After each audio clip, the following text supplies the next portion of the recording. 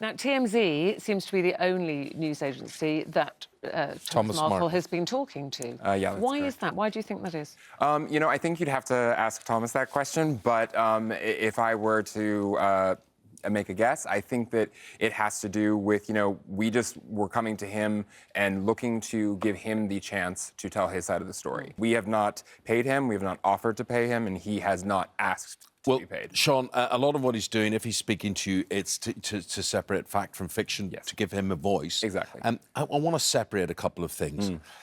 What came first, the decision for him not to go to the wedding or this heart surgery, this heart procedure?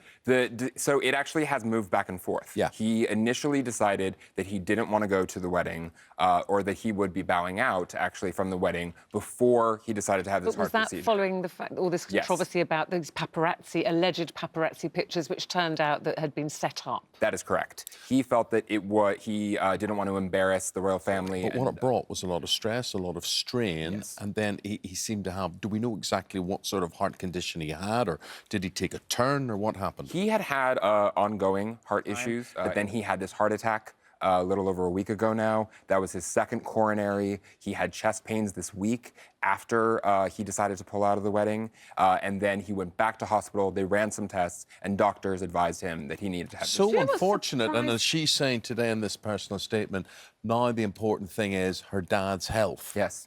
Yeah, so he is a sick man, and even if he had have wanted to have come, he wouldn't be travelling. I think that is clearly where we're at. I spoke with him last night. He is doing well. He was out of surgery when I spoke to him last night. He is going to be in hospital for at least a few more days. So how upset is he, Sean, that he's going to miss his daughter's big day? I think he is. I mean, I think any father, of course, would be upset, that they're not going to be there. And I know when we spoke to him earlier this week, he said that he wanted to be there because he wanted to be a part of history. He wanted to be there for his daughter in this, historic moment to walk her down the aisle. Why isn't she there for him? Has he spoken about that? I mean, I find it Why strange. she hasn't flown over? Why she hasn't flown over to be by her dad at some stage?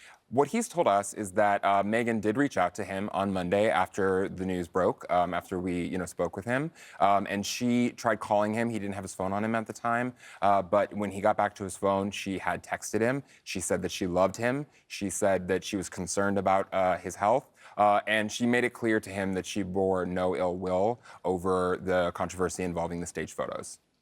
What do you make of the statement? In one part, she says, it's time to give my father some space, of which he hasn't had any. He's been constantly followed by paparazzi. The thing I found interesting, no paparazzi pictures of him going in or out of hospital, and yet they've been apparently following him everywhere. Why do you think that is? I think it may have something to do with timing.